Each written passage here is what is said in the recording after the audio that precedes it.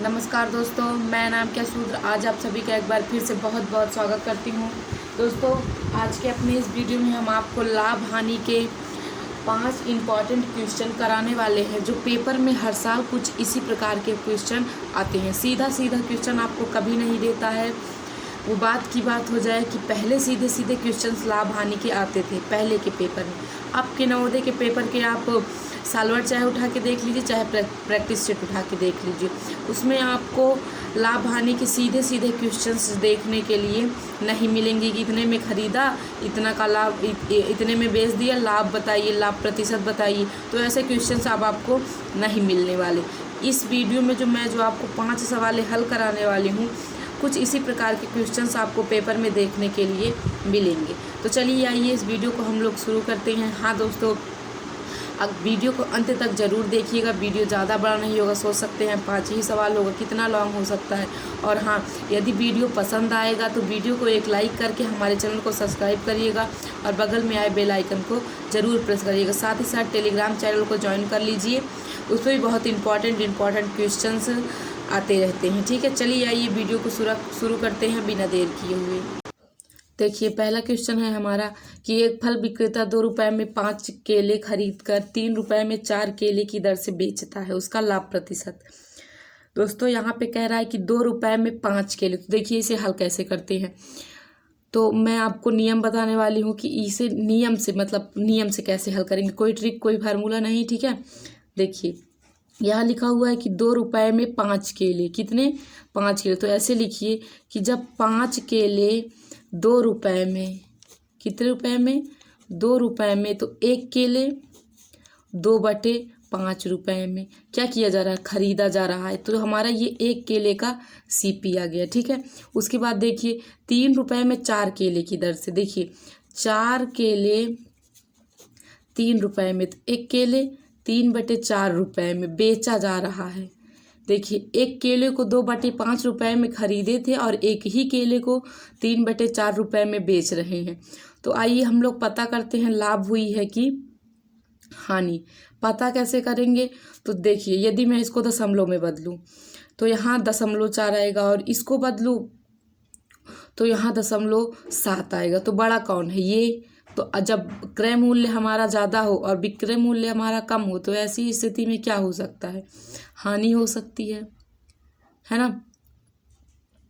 पहले एक बार पॉइंट में बदल लेते हैं, देखते हैं आंसर क्या आ रहा है।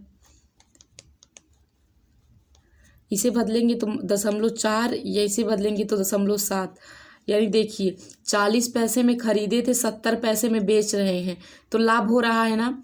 क्योंकि देखिए, कम में खरीदे थे, ज़्यादा में बेच रहे हैं, तो लाभ हो रहा है। तो इसको देखिए, लाभ बराबर होता है SP माइनस CP, विक्रय मूल्य माइनस क्रय मूल्य। तो विक्रय मूल्य आपका कितना है?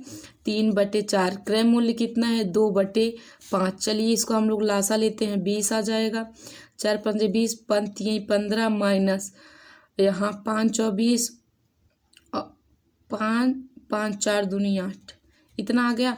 अब घटाएंगे हम लोग इसे, तो आएगा 7/20। ये आपका लाभ हो गया। हमसे क्या पूछ रहा था? लाभ प्रतिशत पूछ रहा है ना। तो देखिए, अब लाभ प्रतिशत का फार्मूला क्या होता है, हम लिख दे रहे हैं, आप फार्मूले याद कर लीजिएगा। लाभ प्रतिशत बराबर लाभ गुणे 100 में क्रय मूल्य, जिसको हम लोग CP कहते हैं, ठीक है। तो देखिए, लाभ कितना निकल के आया हमारा?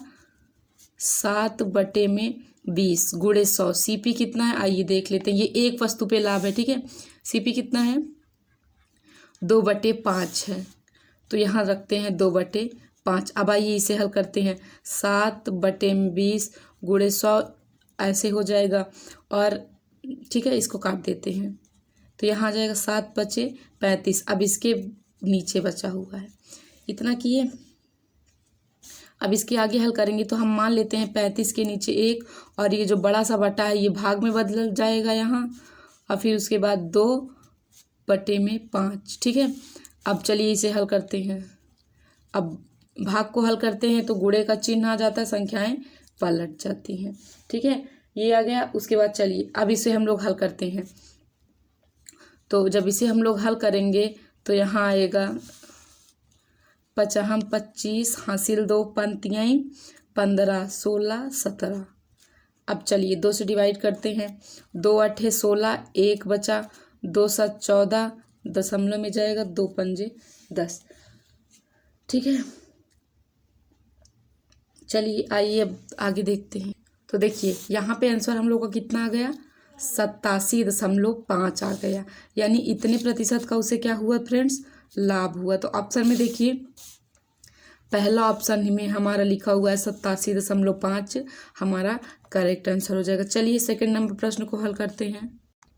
देखिए इस प्रश्न में कह रहा है कि यदि 10 वस्तुओं का विक्रय मूल्य 12 वस्तुओं के क्रय मूल्य के बराबर हो तो लाभ प्रतिशत।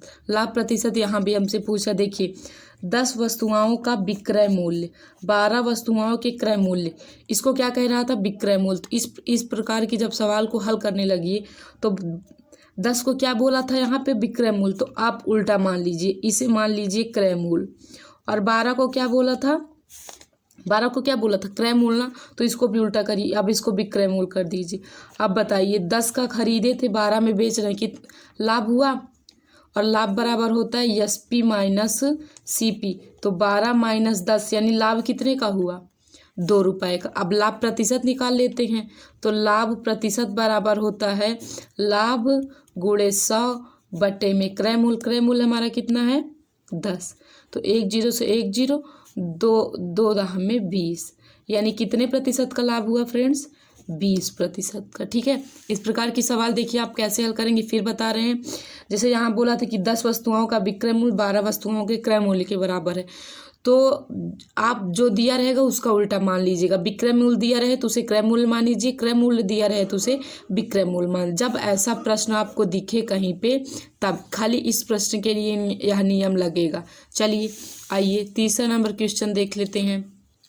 यहाँ पे है कि एक व्यापारी ने 100 अंडे 45 पैसे प्रति अंडे की दर से खरीदे।